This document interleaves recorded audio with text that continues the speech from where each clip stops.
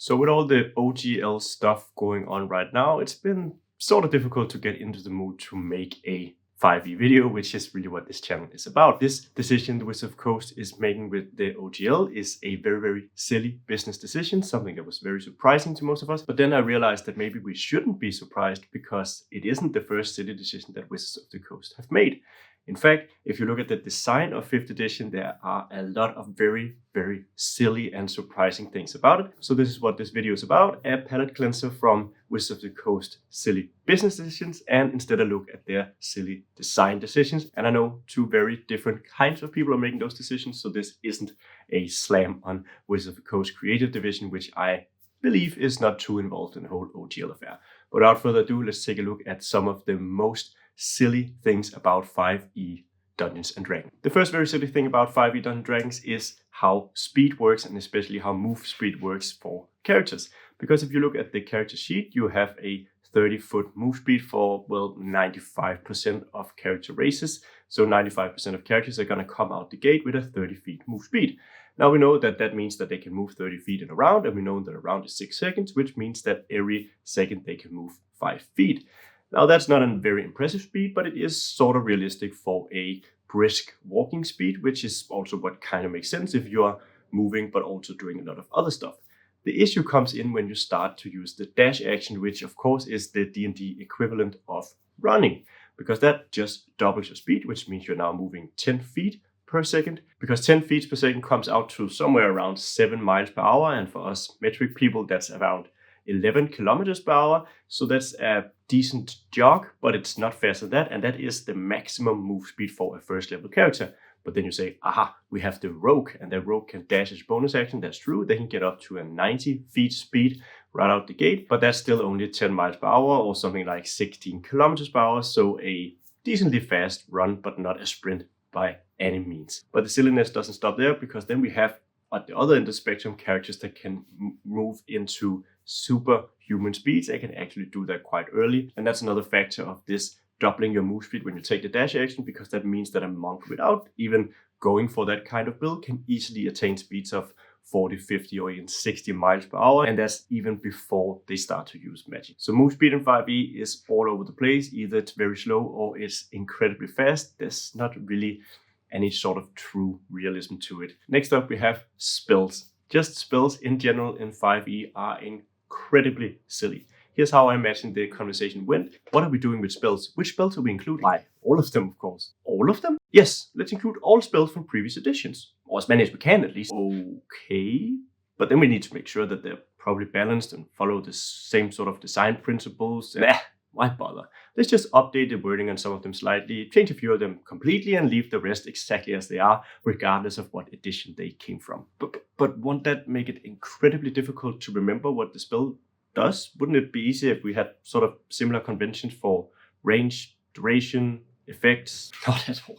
That'd be incredibly boring. People want to have to look up whether a spell has a range of 90 feet, 100 feet, 120 feet, 150 feet. Okay, if you say so. Oh, by the way, we're also going to make sure that some spells are more powerful than other spells. Yes, of course, different spell levels. No. Spells at the same level. People really like Fireball. They can recognize that from early editions, so we want to make sure the Fireball is actually more powerful than other spells at 3rd level. Doesn't that ruin the game's balance and sort of make some spells objectively bad choices? This is magic. It's supposed to be weird and wonky. We're wizards. Who cares about balance? So yes, as you can maybe gather, this spell selection and the general setup of spells in 5e is just really, really, really weird.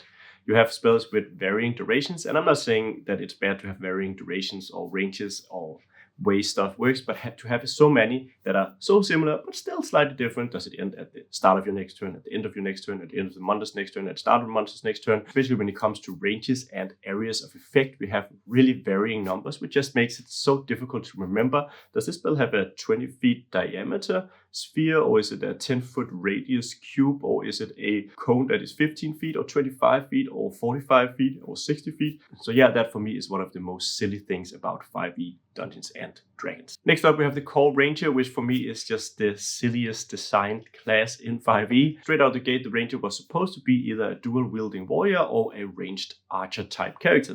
But because dual wielding is a bonus action in 5e, And the bonus action is also one of the key features for the Ranger, which uses it for Hunter's Mark and other class abilities. Dual-wielding Ranger was really not that viable, especially not when you looked at one of the only 2 subclasses that the Ranger got, the Beastmaster, which also makes use of the bonus action as a core class thing. Having a dual-wielding Ranger, especially a dual-wielding Ranger Beastmaster, would just be a terrible choice, and immediately that's just silly. Another thing that makes the Ranger silly is the amount of superfluous, useless, or poorly designed abilities that it has. Just off the top of my head, you have the favorite enemy, which is barely useful. And then you have Natural Explorer, which is either just not going to do anything or it's going to completely eliminate the exploration tier of your game. And then we have Primeval Awareness, which just does nothing at all. Landstrike, barely useful. Hide in Plain Sight, that does nothing. Vanish, that's just 1/3 of a cunning action. And then we have the Capstone feature, Foe Slayer, which is a plus maybe up to 5 for an attack or damage roll, but only once per turn and only against specific enemies. Overall, the Ranger is just riddled with poorly designed class features that are either useless or very, very situational. Of course, the Ranger did get some love in books that came out after the core rule books that gave it some subclasses that really made up for some of the weaknesses of the class. But if you look at just the core Ranger, it is, to me at least, the most silly designed class in 5e Dungeons & Dragons. And now from something that was silly because it's very bad, let's go on to something that is silly because it's just too good, and that is the Hexblade Warlock subclass.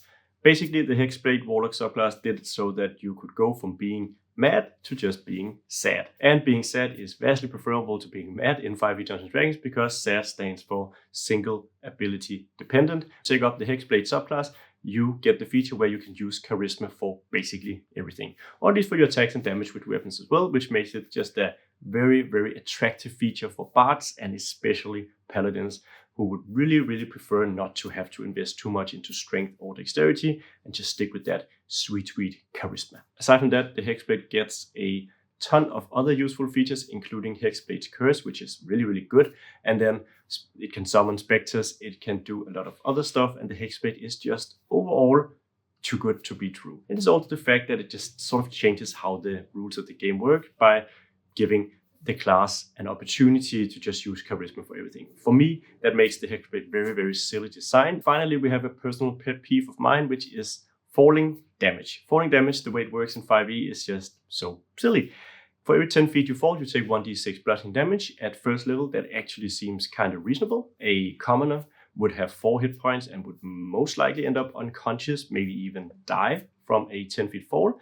That's probably a bit harsh compared to real life, but it's not uncommon for people to die after a 10-foot fall, or at least be severely injured. Looking at first level characters, you have a better chance to survive, or most characters would probably not go unconscious when they fall 10 feet, and that's fine. If you fall 20 feet, that's reasonably dangerous, even for first level characters, and at 30 feet, most first level characters would be knocked unconscious, and some would maybe even die. So that seems fairly realistic, nothing too wrong here. The issues, however, start as soon as you start getting levels, because your hit points are multiplied so much in 5e Dungeons & Dragons when you advance in levels.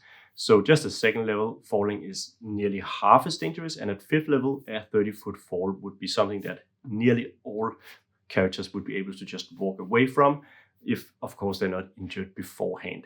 At 10th level, most characters, or at least some characters, would be able to survive the maximum fall, because the maximum fall damage you can take in 5e is 20d6, and there are a decent chance that your 10th level character has more than 70 hit points. And then we haven't even mentioned people like barbarians and stuff like that, who can rage to half damage they take and sort of take a full maximum fall damage and just walk away as if nothing happened.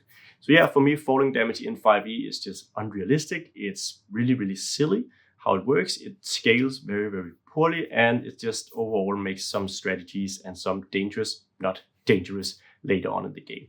Anyway, that for me is 5 of the most silly things about 5e. If you know about any silly things or have some fixes for these silly things in your game, I would love to hear about them in the description down below. I should also say that the design team behind these decisions have also made a ton of very, very good design decisions. So me criticizing these design decisions is not me saying that 5e design overall is flawed or the design team is bad. I know how difficult it is to try and design your own rules. I still hope that you're being loud about 5e and OGL 1.2 or whatever edition we are coming to now, because there are still some very glaring issues with the OGL as we've seen it. There are a ton of other videos out there explaining why, and I've made some videos as well, so I'm not going to go into that, but please stay loud, make sure you fill out the survey, make sure you let your opinions be known, and maybe we can hopefully change their mind on some of the more important stuff. In that vein, we've also just decided to make a OpenDND sale over at eventyrgames.store, which is our web shop, of course, where you can buy Wanderer's Guide to Merchant Magic, Milando's Guide to Magical Marvels, and some of our smaller adventures and other accessories and cool stuff. So you can use code OpenDND and get a bit of extra or a discount